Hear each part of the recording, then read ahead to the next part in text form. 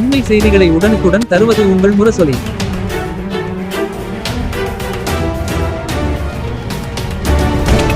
சாயல்குடியில் பரபரப்பு.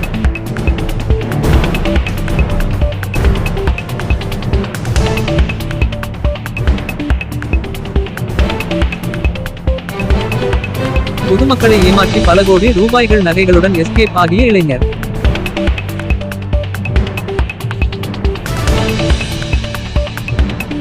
அதிக வட்டி பணத்துக்காக அள்ளி கொடுத்து ஏமாந்து நிற்கும் பரிதாபம். சாயல்குடி பகுதியில் பண மோசடி செய்த இளைஞர் தலைமறைவு. அதிர்ச்சியில் பொதுமக்கள்.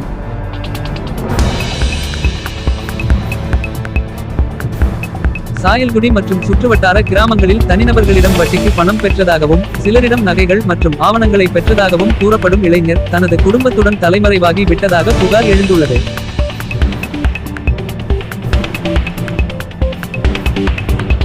சாயல்குடி அரண்மனை தெருவில் வசித்து வந்த கார்த்திக் என்ற கினிகான் என்பவர் கடந்த சில ஆண்டுகளாக பல்வேறு நபர்களிடம் வட்டிக்கு பணம் பெற்று வந்ததாகவும் அவர்களிடம் குறிப்பிட்ட கால இடைவெளியில் வட்டி தொகையை கொடுத்து வந்ததாகவும் பணம் கொடுத்தவர்கள் தரப்பில் தெரிவிக்கப்பட்டுள்ளது. மேலும் சிலரிடம் அவர்களுக்கு தெரியாமல் அவர்களது ஆதார் உள்ளிட்ட ஆவணங்களை பயன்படுத்தி கடன் பெற்றதாகவும் தனிநபர்களிடம் 10 லட்சம் முதல் 70 லட்சம் வரை பணம் மற்றும் நகைகளை கடனாக பெற்றதாகவும் கூறப்படுகிறது.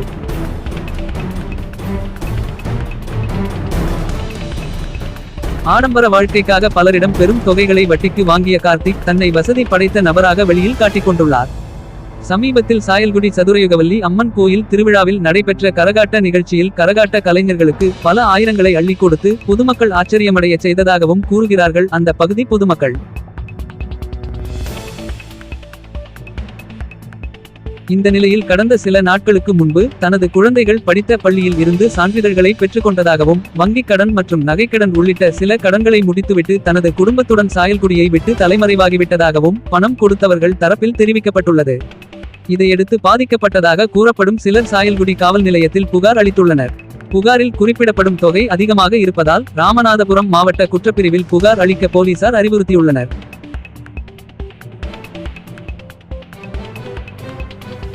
இதன் தொடர்ச்சியாக பணம் மற்றும் நகைகளை கொடுத்ததாக கூறப்படும் பலர் இன்று ராமநாதபுரம் மாவட்ட காவல் கண்காணிப்பாளர் அலுவலகத்தில் புகார் அளிக்க இருப்பதாகவும் தகவல்கள் தெரிகிறது. இந்த விவகாரம் தொடர்பாக போலீசார் விசாரணை நடத்தி புகார்களின் உண்மைத்தன்மை மற்றும் பண பரிவர்த்தனைகள் குறித்து ஆய்வு செய்த பின்னரே முழுமையான விவரங்கள் தெரியவரும். மேற்கண்ட தகவல்கள் புகார் கொடுக்க வந்தவர்கள் தெரிவிக்கும் குற்றச்சாட்டுகளின் அடிப்படையில் தொகுக்கப்பட்டவை. குற்றச்சாட்டுகள் தொடர்பான அதிகாரப்பூர்வ விசாரணை முடிவுகள் இன்னும் முழுமையாக வெளியாகவில்லை.